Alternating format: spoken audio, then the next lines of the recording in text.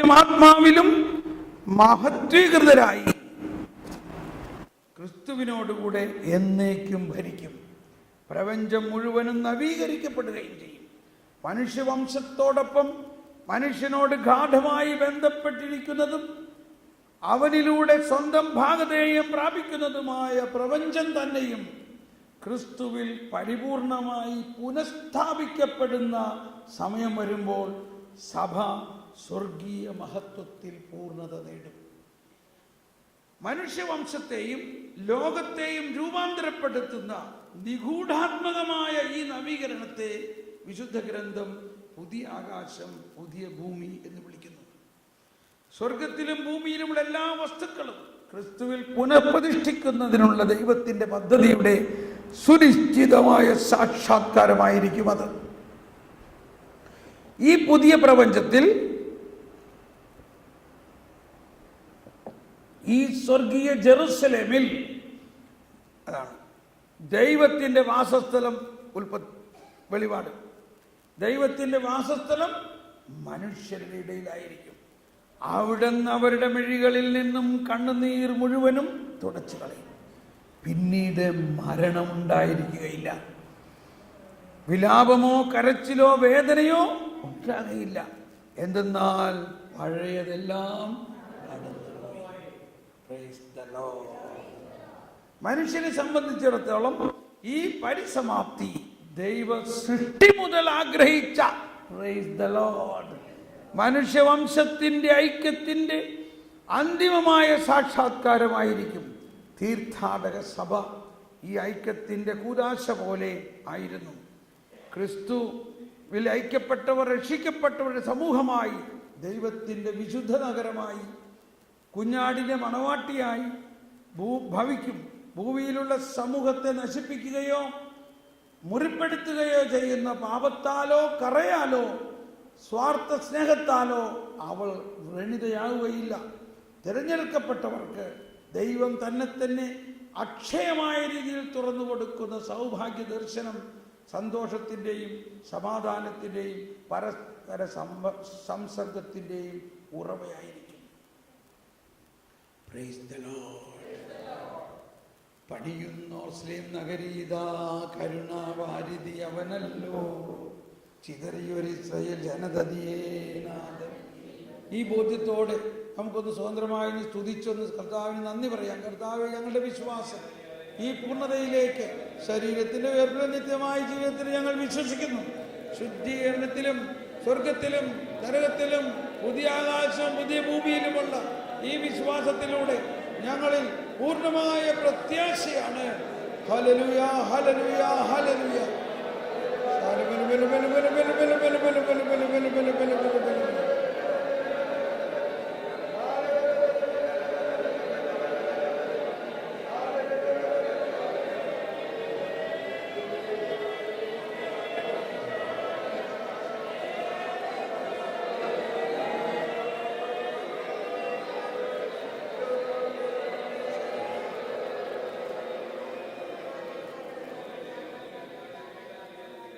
രാജകുമാരി സ്വർണ്ണക്കശ ഉടയാട ചാർത്തി അന്തഃപുരത്തിൽ ഇരിക്കുന്നു. വർണ്ണശബളമായ അങ്കിയണിയിച്ചവളെ രാജസന്നിധിയിലേക്ക് ആനയിക്കുന്നു. Praise the lord. സന്തോഷായോ? ഇരുന്നോ, അവിടെ ഇരുന്നോ. ആള് സുഖത്തിലാക്കോ? സന്തോഷായോ? ഇപ്പൊ ഭർത്താവ് എവിടെയാ? സ്വർഗത്തിലില്ലേ? അങ്ങനെ അവിടെ ഇരുന്നുകൊണ്ട് നോക്കാണ്. നമ്മളും വേഗം പോകും. ബുദ്ധി പിടിക്കണ്ട കേട്ടോ. ഒരിക്കലും ഒരു സഹോദരി 7 മക്കളുള്ള അവളുടെ ഭർത്താവ് മരിച്ചു. കുഞ്ഞു കുഞ്ഞു മക്കൾ പടിപടിയായി. യൂറോപ്പിൽ നടന്ന സംഭവം. സ്വാഭാവികമായിട്ടും ഭയങ്കര വേദനയാണ്. മറ്റുള്ളവർ കുറച്ചും കൂടി എന്നാലും എന്ത് കർത്താവാ എന്നും പറഞ്ഞ് ഇവർക്ക് യാതൊരു ആശ്വാസമില്ല. 1 മാസമായിട്ടും ഒരാശ്വാസമില്ല. അപ്പോൾ എന്നെ കാണാൻ വന്നു. എന്നോടിത് പറഞ്ഞപ്പോൾ ഞാൻ ഉടനെ പറഞ്ഞു, പ്രൈസ് ദി ലോർഡ്.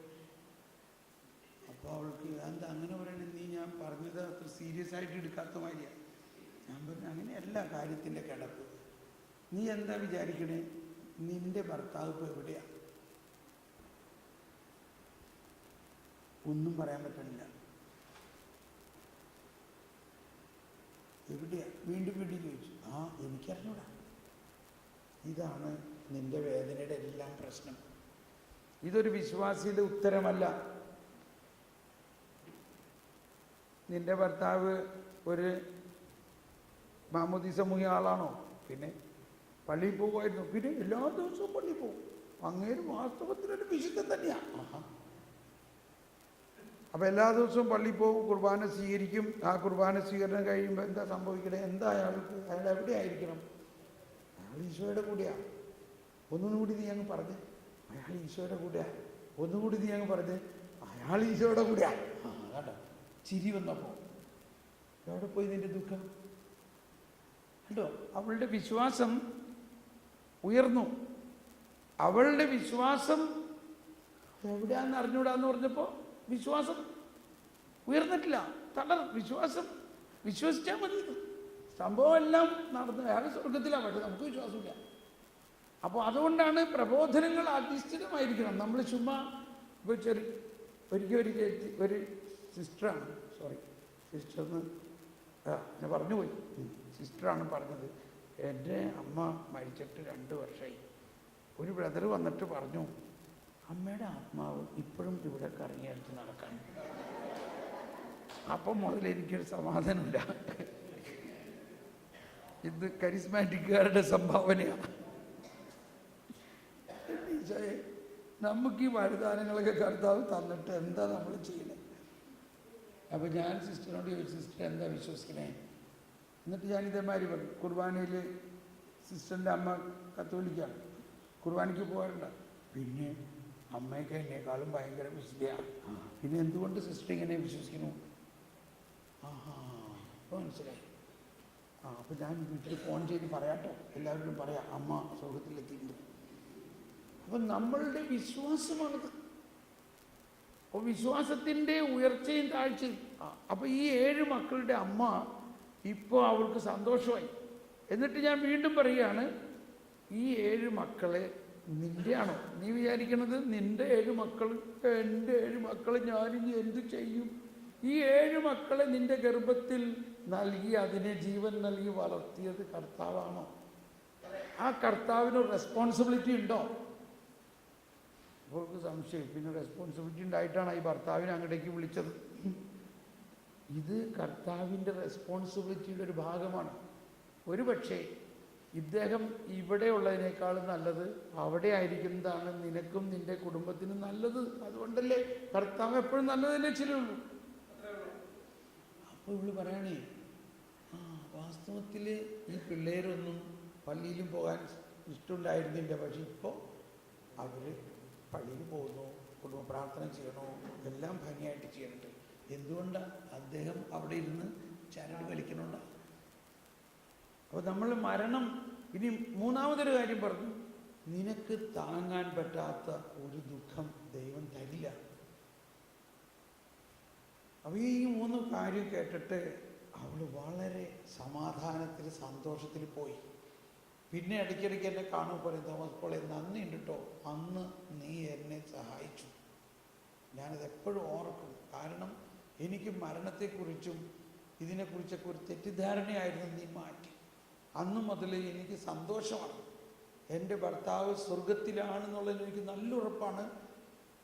എനിക്ക് ഒരു കോണ്ടാക്റ്റ് പോലെ, എനിക്കൊരു കമ്മ്യൂണിക്കേഷൻ പോലെ എനിക്ക് എന്തോ ഒരു കൃപ അവിടുന്ന് കിട്ടുന്നുണ്ട്. കുടുംബം സന്തോഷമായിട്ട് പോകും. ഇതാ നമ്മൾ ഈ മരണാനന്തര ജീവിതത്തെക്കുറിച്ചുള്ള എല്ലാ ഊഹാപോഹങ്ങളും മാറ്റി നമ്മുടെ വിശ്വാസത്തിൻ്റെ കൃത്യമായ ബോധ്യം വന്നു കഴിയുമ്പോൾ നമുക്ക് സന്തോഷമുണ്ടാകും. നമ്മൾ മരണത്തെക്കുറിച്ച് ഉള്ള ഊഹാപോഹങ്ങളിലൂടെ അത് മാറി ഈ വിശ്വാസത്തിലേക്ക് വരണം. അതാണ് നമ്മുടെ വിശ്വാസ പ്രമാണത്തിൻ്റെ അവസാന വാക്ക് പറഞ്ഞത്, ശരീരത്തിൻ്റെ ഉയർപ്പിലും നിത്യമായ ജീവിതത്തിലും ഞാൻ പ്രൈസ് ദി ലോർഡ്. അപ്പോൾ നമ്മൾ ഇന്ന് നമ്മളിപ്പോൾ ആരാധനയെല്ലാം പോയി മാറിയില്ലേ? സാരമില്ല, നമ്മളതിനേക്കാൾ കിട്ടിയില്ലേ? നാളെ നമ്മൾ 9 മണിക്ക് നാളെ കുമ്പസാരമാണ്. നാളെ രാവിലെ ഞാൻ കുമ്പസാരത്തിന് ഒന്ന് ഒരുക്കാം. അപ്പോൾ നാളെ നമ്മൾ കുമ്പസാരിക്കണം. എന്നിരുന്നാലും നാളെ കുമ്പസാരിക്കണം. പക്ഷേ ഈ ധ്യാനമെല്ലാം കഴിഞ്ഞിട്ട് വീണ്ടും നിങ്ങൾക്ക് ഒരു കുമ്പസാരത്തിനുള്ള കുറേ കാര്യങ്ങൾ കൂടി നമ്മൾ പഠിച്ചു കഴിയുമ്പോൾ പല കാര്യങ്ങളും നമുക്ക് കൂടുതൽ ആഴമായിട്ട് മനസ്സിലാകുമ്പോൾ നമുക്ക് കൂടുതൽ ചില കാര്യങ്ങളിലെ പാപബോധം, ചില കാര്യങ്ങളിലെ കുറച്ചുകൂടി ആഴമായിട്ട് മനസ്സിലാകുമ്പോൾ ഈ ധ്യാനം കഴിഞ്ഞിട്ട് നിങ്ങളൊന്ന് ഒരു ദിവസം ഇരുന്ന് പ്രാർത്ഥിച്ച് ഒന്നുകൂടി ഒരുങ്ങി ഒന്നുകൂടി കുമ്പസാരിക്കണം. മനസ്സിലാവുന്നുണ്ട്? അപ്പോൾ 2 കുമ്പസാരമുണ്ട് നമുക്ക് ഇവിടെ. ഒന്ന് ഈ ധ്യാനത്തിൻ്റെ അകത്തുള്ള കുമ്പസാരം, അത് കഴിഞ്ഞിട്ട് നമ്മൾ ആ ധ്യാനം മുഴുവനും കൂടി കഴിഞ്ഞിട്ട് കിട്ടുന്ന ബോധ്യങ്ങളെ, കിട്ടുന്ന പാപബോധവും പശ്ചാത്താപവും ദൈവത്തിൻ്റെ കരുണാർദ്രമായ സ്നേഹത്തിലുള്ള വിശ്വാസവും ദൈവത്തിൻ്റെ നീതിയിലുള്ള വിശ്വാസവും വെച്ചുകൊണ്ട് കുമ്പസാരം, ഈ ധ്യാനം കഴിഞ്ഞിട്ട് ഒന്നുകൂടി കുമ്പസാരിക്കണം. നാളെ രാവിലെ ഞാൻ കുമ്പസാരത്തിന് ഒരുക്കാം. 9 മണിക്ക് കുമ്പസാരം തുടങ്ങും അല്ലേ? ബ്രേക്ക്ഫാസ്റ്റ് കഴിഞ്ഞിട്ട് 9 മണിക്ക്. ഓക്കെ, അപ്പോൾ നമുക്ക് പ്രൈസ് ദി ലോർഡ്. നമുക്കിനി നമ്മുടെ ഗ്രൂപ്പ് തിരിയണം.